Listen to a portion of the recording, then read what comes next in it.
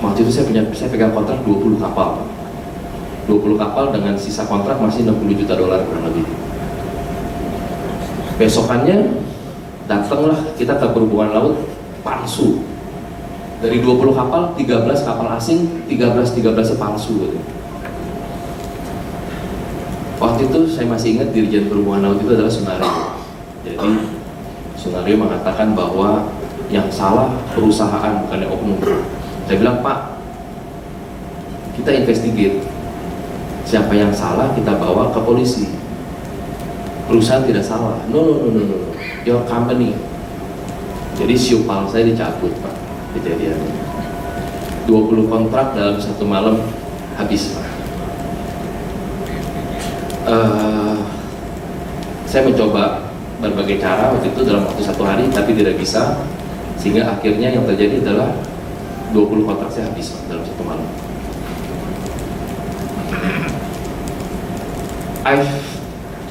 Saya merasa sangat gelap, Pak, waktu itu. Kenapa? Karena dari seseorang, dari something menjadi nothing. 20 kontrak menjadi 0, 13 kapal asing dimiliki oleh 12 perusahaan berbeda, Pak. Dan mereka mengirim lawyer masing-masing ke Indonesia, Pak. Ya. Karena kapalnya ditahan. Beberapa kapal dipakai oleh Salamander, Pak. Ada yang Salamander, ada yang dipakai oleh ConocoPhillips. Mereka call saya. Waktu saya akan telepon handphone, tangan saya gini, Pak. Kenapa? Dia katakan ke saya, Adi, fuck you, Adi. Your vessel detained, okay. You know how much my rig? Your vessel support my rig. My rig I paid $600,000 per day. We cannot work because your vessel detained. You know how much one day the cost for deep water drilling? $2 million. How many days your vessel detained, Pak? Jadi tangan saya gini, Pak. Kalau kapal saya rusak, Pak, saya bisa kirim technician. Tapi kalau izin saya dicabut, apa yang saya harus bicarakan, Pak?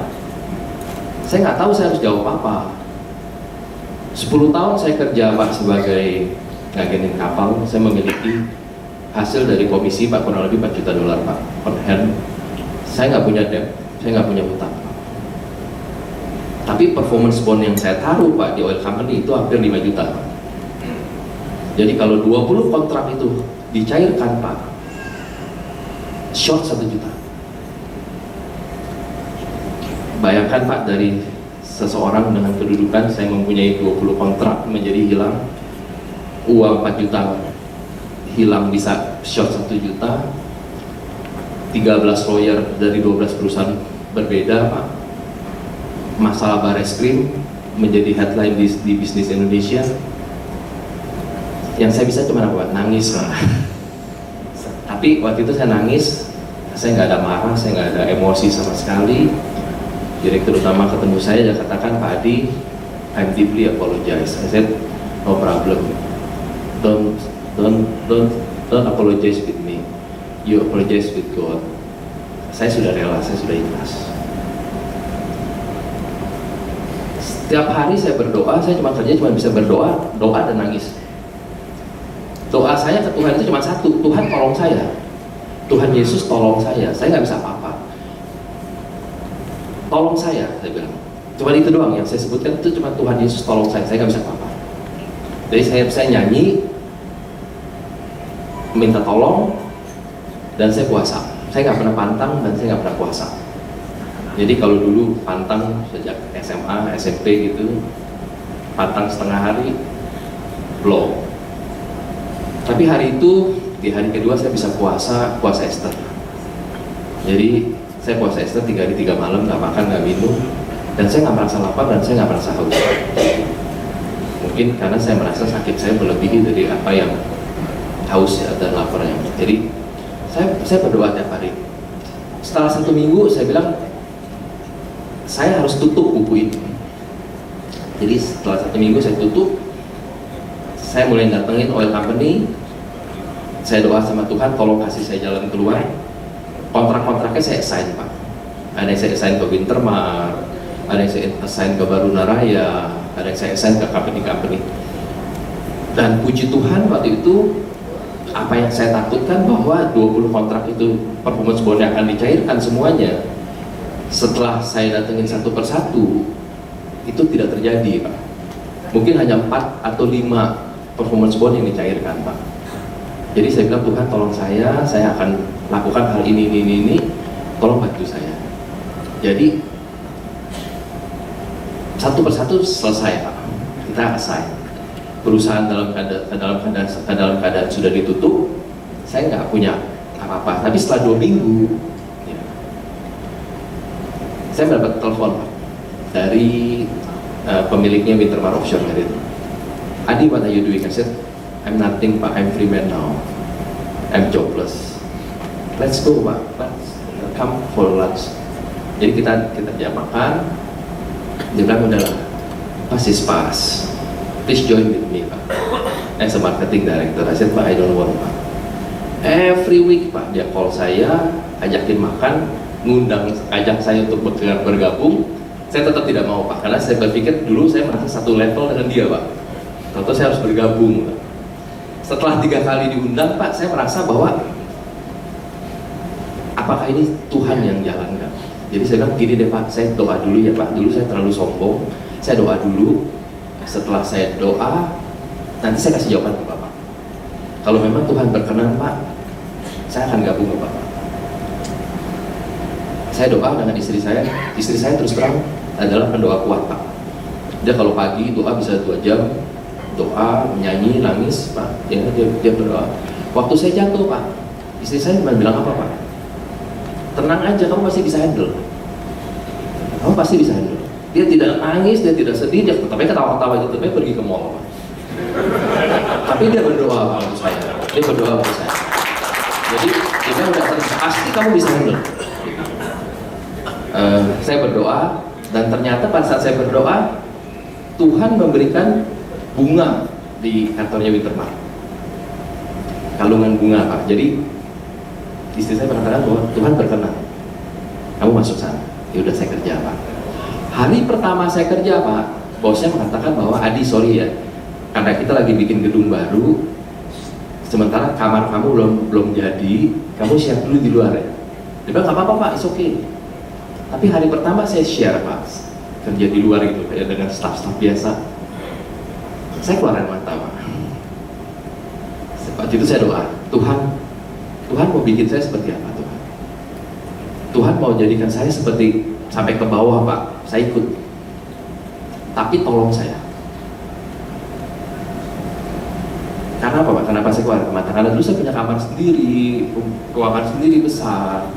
Lalu saya sekarang share dengan staff yang lain, Pak.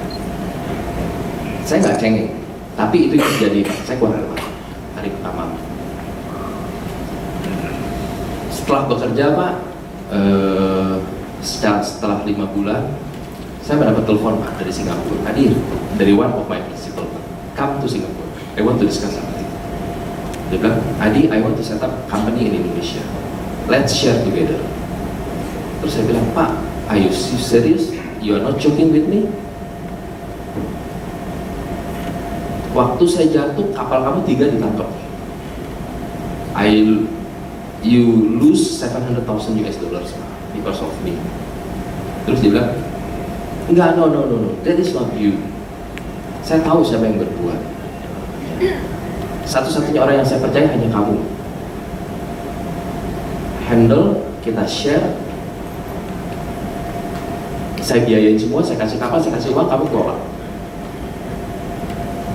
Jadi saya nangis, Pak. Setelah saya kembali ke hotel, saya nangis, saya berdoa, Tuhan Yesus, terima kasih banyak. Ternyata Tuhan itu mengembalikan saya 5 bulan, Pak. Saya jatuh November, bulan 5 itu saya sudah dikembalikan menjadi owner kembali.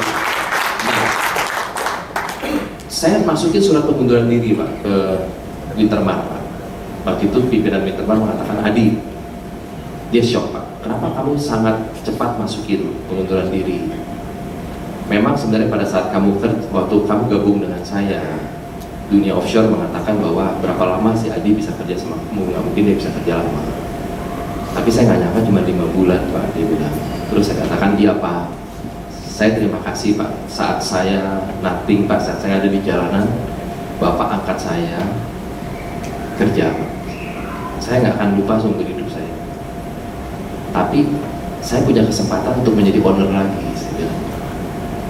Dan usia saya nggak muda Pak.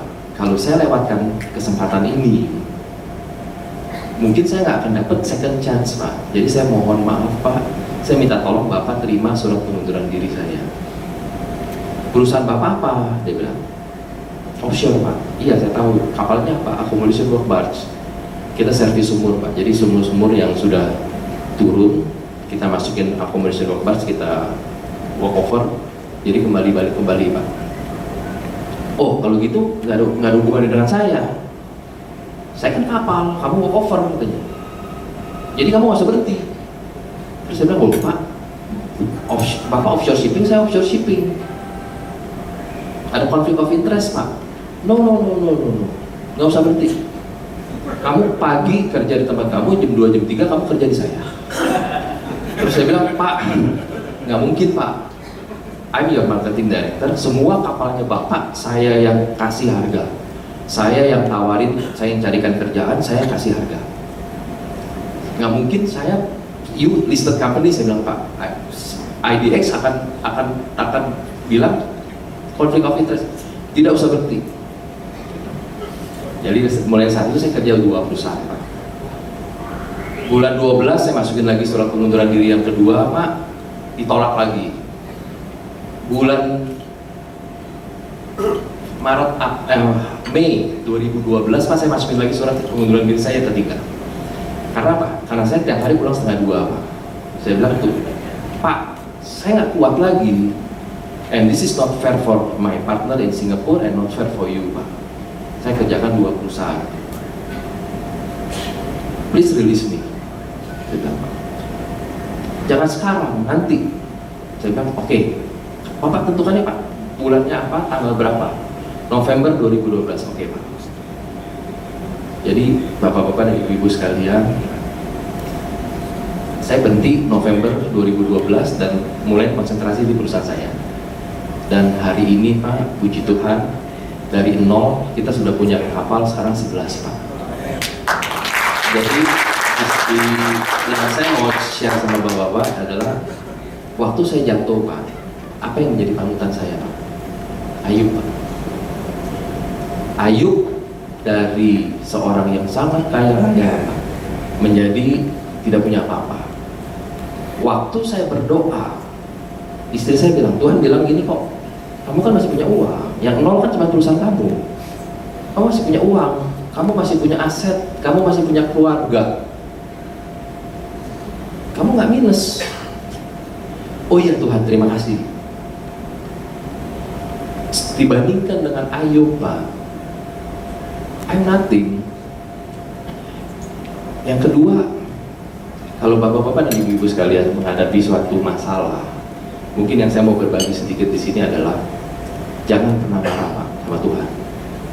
Karena Tuhan itu nggak pernah membuat atau membuat kita ini masalah itu dibikin oleh Tuhan. No.